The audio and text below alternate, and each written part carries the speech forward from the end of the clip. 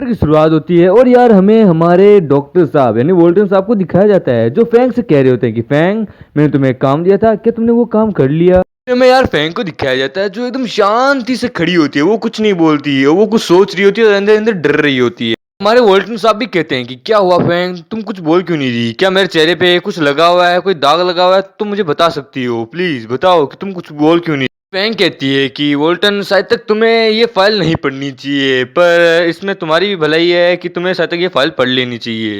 और हमारे डॉक्टर साहब यानी वोल्टन उससे वो फाइल लेने लगते हैं, पर गलती से उनका हाथ फैंग के हाथ से थोड़ा टच हो जाता है, जिसके कारण फैंग डर जाती है। इतनी डरती है कि जैसे डॉक्टर साहब ने उसका हाथ ही पकड़ लिया हो। फैंग इतनी ज्यादा डर जाती है कि वो कहती है कि वोल्टन तुमने मेरे हाथ को छुआ कैसे? आखिरकार तुम्हारा क्या विचार था? आखिरकार तुम क्या चाहते थे मुझसे? डॉक्टर साहब यानी वोल्टन भी कहते हैं कि क्या हुआ कि खाली बस थोड़ा सा हाथ ही तो टच हुआ था, मैंने कौन सा तुम्हारा हाथ पकड़ा था, और ये तो बस एकदम नॉर्मल बात है, तुम इतना घबरा क्यों रही हो? फिर वोल्टन यानी हमारे डॉक्टर साहब उन सभी उस फाइल में जितने भी पेपर्स होते हैं वो सभी पढ़ते हैं और उनको उस पेपर्स को देख के उनकी फटके 464 हो जाती है। वो कहते हैं ये क्या है, आखिरकार ये क्या चीज? डॉक्टर साहब यानी वोल्टन उस पेपर को हवा में उछाल देते हैं। वो कहते हैं ये बकवास है, इसमें सारी बातें झूठ लिखी हुई है, शायद तुम गलत इन्फॉर्मेशन लेके आई हो। डॉक्टर साहब यानी वोल्टन फैंग को कह रहे थे शायद तुम किसी गलत बंदे की जानकारी लेके आ गई हो, ये मैं नहीं हो सकता, जरूर तुम शायद गलत लेके आ गई हो फैंग। ठीक है, नहीं मैं एकदम सही बंदे की लेके आई हूँ, ये तुम्हारी ही है, मैं जानती हूँ तुम्हें ये देख के बहुत ज्यादा शौक लग रहा है, पर लेकिन ये सच है, ये तुम्हारी ही फाइल है। फिर डॉक्टर साहब यानी हमारे वोल्टन नीचे से एक पेपर उठाते हैं और उस पेपर को देख के उनकी पहले से 464 फटी हुई थी पर अब 4464 फट जाती है। ये देख के वो बहुत ज्यादा हैरान हो जाते हैं। लिखा होता है कि जो हमारे डॉक्टर साहब है, मतलब कि जिनको जिसकी बॉडी में वोल्टन है उस बंदे का नाम भी वोल्टन होता है, उसके बारे में लिखा होता है कि जो ये वोल्टन है यानी ये पहला शरीर, उसका जो ओनर है वो एक गैमलर था, एक प्ले बॉय था जिसके पास पैसा भर भर के था बाबू, पैसा भर भर के था। वो अपने आधे से ज्यादा समय और पैसा केवल और केवल लड़कियों के साथ ही बिताते थे मजे करने में। आप देख सकते हैं ये बंदा कितना एक नंबर का ठरकी लौंडा है, देख सकते हैं आप। सोचते हैं कि यानी इस शरीर का ओनर, इसलिए ये बहुत ज्यादा कमजोर शरीर है, इस ओनर ने तो सच में इस शरीर को बहुत ज्यादा बेरहमी से कमजोर कर रखा है। अच्छा हुआ मैं इस शरीर में आ गया, पर लेकिन अगर मैं बहुत पहले ही आ जाता तो पक्का कहता हूँ मैं इस शरीर के असली ओनर को तो पक्का मैं वहीं के वहीं मार डालता। तो सब अपने मन में कहते हैं कि यार किसी भी हालत में ये बात बाहर नहीं जानी चाहिए, पर मैं क्या करूं, मेरी खुद की फटकी 5564 हो चुकी है, अब मैं क्या करूं? अगर ये बात बाहर लीक हुई तो पक्का कहता हूं मैं पक्का मरूंगा, मैं पहले से तो मर चुका हूं और डबल मरूंगा, अब मैं क्या करूं, अब मैं क्या करूं, मुझे तो चुल्लू भर पानी में डूब मरना चाहिए। उल्टन यानी हमारे डॉक्टर साहब को इस तरह देख के फैंग अपने मन में सोचती है, मैं जानती हूँ इस वक्त डॉक्टर साहब अपने मन में क्या सोच रहे हैं, किस प्रकार से फील कर रहे हैं। मुझे अभी उनके पास जाके उनको चीयर अप करना चाहिए, ये उनके लिए सही रहेगा। फैंग कहती है वोल्टन से, डॉक्टर वोल्टन मुझे तुमसे कुछ कहना है, मैं जानती हूँ इस वक्त तुम क्या महसूस कर रहे हो, पर अपने आप को संभालो, अपने आप को संभालो और हाँ अपने आप को स्ट्रांग रखो, मैं जानती हूँ तुम आगे कुछ ना कुछ तो कर ही लोगे। वोल्टन यानी हमारे डॉक्टर साहब भी चिल्ला के कहते हैं कि अब मैं क्या करूँ, कैसे संभालूं अपने आप को, मेरा तो जी करा चुल्लू पर पानी में डूब मरूं, इस तरह का बैकग्राउंड भगवान किसी को ना दे, मैं जी करता चुल्लू पर पानी में डूब मरूं। फिर फैंग नीचे से एक पेपर उठाती है, वो कहती है इसमें एक जरूरी बात और लिखी है, तुम्हें पढ़नी चाहिए और देखनी चाहिए। फैंग कहती है कि इस पेपर के अनुसार इसमें लिखा हुआ है कि तुम एक बहुत बड़ी कंपनी की सीईओ हो और तुम्हारी एक फियोन्सी भी है, समझ रहे हो, तुम्हारी एक फियोन्सी भी है। डॉक्टर साहब यानी वोल्टन अपने मन में सोचते हैं क्या फियोन्सी, यार इस बंदे ने तो अपनी इतनी सारी गर्लफ्रेंड्स बना रखी है, पर फिर भी इसे फियोन्सी की क्या जरूरत है? वो कहती है कि हाँ तुम्हारी एक फियोन्सी भी है, और ये बात फैंग कह रही होती है कि तुम्हारी एक फियोन्सी भी है और वो इस वक्त बहुत बड़े खतरे में है, तुम्हें उसकी मदद करनी चाहिए। फैंग कहती है कि तुम्हारी फियोन्सी को सिर्फ उन्हीं लोगों से खतरा है जिन लोगों से तुम्हें था, वो लोग ही तुम्हारी फियोन्सी को मारना चाहते हैं, तुम समझ रही हो? यानी हमारे डॉक्टर साहब कहते हैं, वोल्टन कहते हैं कि क्या, किस चीज से खतरा, किससे, कौन है वो, मुझे बताओ।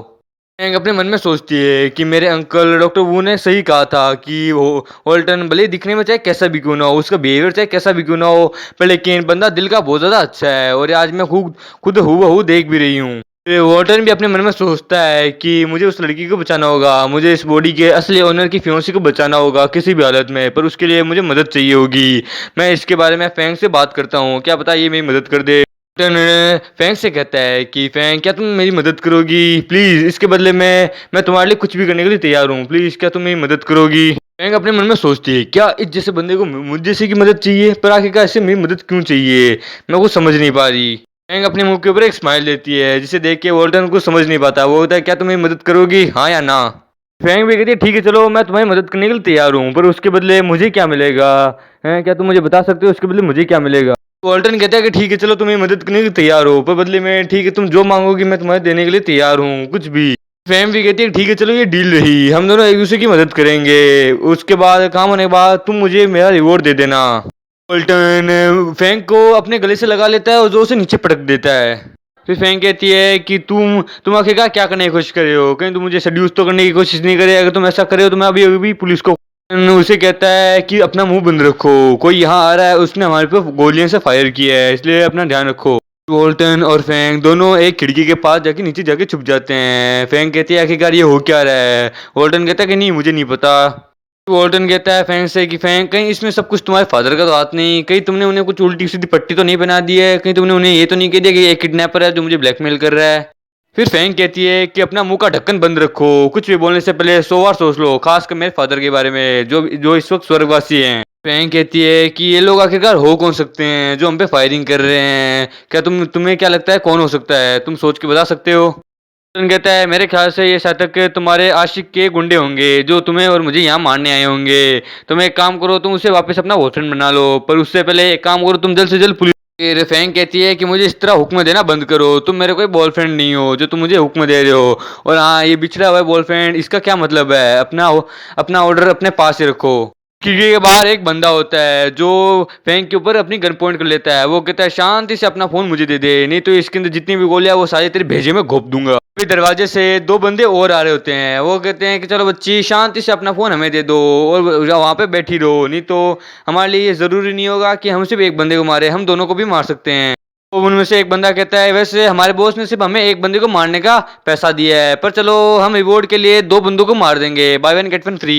फिर वॉल्टन कहते हैं कि ठीक है हाँ तुम इसे मार दो, मुझे छोड़ दो, वैसे भी ये लड़की किसी काम की नहीं है, ये एक बेकार है, इसे जल्द से जल्द मार डालो और मुझे जाने दो। फैंग कहती है कि हे तुम एक लड़की को इस तरह मरने के लिए कैसे छोड़ सकते हो? क्या तुम्हारे अंदर इंसानियत नाम की चीज है भी या नहीं? तुम एक मर्द हो या नहीं? मुझे तो तुम पे थू हो रही है। में से एक बंदा वो आता है, वो हमारे वोल्टन के ऊपर अपनी गन पॉइंट करता है। वो कहता है अच्छा जैसे हम तेरी बात मान लेंगे, जैसे तू हमारा बॉस है, ज्यादा बाप बनने की कोशिश मत कर, नहीं तो ये सारी गोलियां तेरे अंदर ठोक दूंगा। वोल्टन कहता है कि वैसे भी मेरे इस दुनिया में रहने का एक मकसद है, प्लीज तुम लोग मुझे जाने दो, और हाँ इस बंदी को मार डालो, वैसे भी इसके पास दिमाग भी नहीं है, मेरे पास दिमाग तो है। फिर वो लोग वोल्टन की इस बात पे हंसने लगते हैं, वो लोग खिखी हंसने लगते हैं, जोर जोर से हंसने लगते हैं, वोल्टन का मजाक उड़ाने लगते हैं। और फिर वोल्टन की इन सारी बातों से फैंग भी बहुत ज़्यादा इरिटेट हो रही होती है। वो कहती है ये बंदा, इस बंदे को पता नहीं मेरे बाप से क्या लेना देना है, मेरे बाप ने इसका पता नहीं क्या बिगाड़ा है, ये जब भी देखो बाल बाप मेरे बाप की पॉइंट पे आ जाता है, आखिरकार इससे मेरे बाप से लेना देना क्या है? वोल्टन कहता है ठीक है चलो अब सीरियस होने का टाइम हो गया, देखो तुम लोग मुझे जाने दो, मेरे वैसे भी अभी मरने का कोई मूड नहीं है, इसलिए प्लीज़ तुम्हारी भलाई इसी में है कि तुम लोग अभी यहाँ से निकलो, पहली फुर्सत से निकलो। फिर फैंक के ऊपर वोल्टन उंगली करके कहता है कि वैसे भी अगर तुम्हें किसी को मारना है तो तुम इसे मारो, क्योंकि वैसे भी इसकी ज़बान कैंची की तरह बहुत ज़्यादा चलती है, इसके बाप के पास बहुत सारा पैसा है, इसलिए प्लीज़ तुम लोग मुझे जाने दो। और इसी के साथ ये एपिसोड यहीं खत्म होता है। तो दोस्तों मिलते हैं अगले किसी नए और एपिसोड में और एक नई सीरीज में, तो तब तक के लिए बाय बाय।